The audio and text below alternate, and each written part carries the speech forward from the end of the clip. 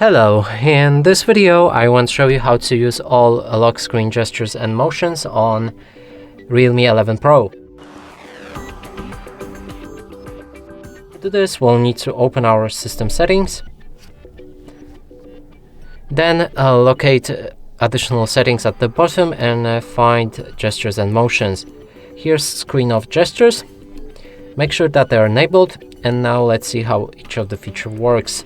First one being double tap to wake or turn off screen. So when your phone is locked, you can double tap anywhere and it will wake up or turn off.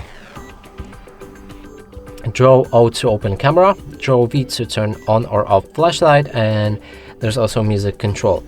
Let's cover all of these features at once. And first one is draw O to open camera. At the lock screen, simply open your camera and it will nice. Okay, so it works, but it needs a practice. Next thing is draw V to turn on flashlight. It also works fine.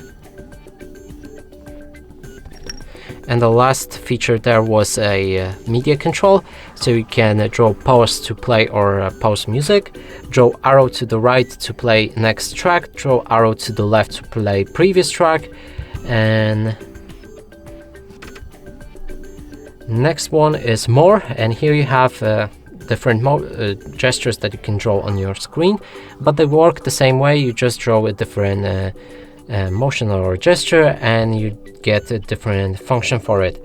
So for example, we have draw arrow up to, for example, unlock our phone, or actually let's change it to open app, and we want to open Google Play Store, and with draw M we want to open Google Chrome.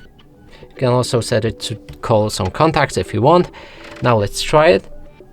Arrow up opens our Google Chrome, and when we draw M, also opens Google Chrome.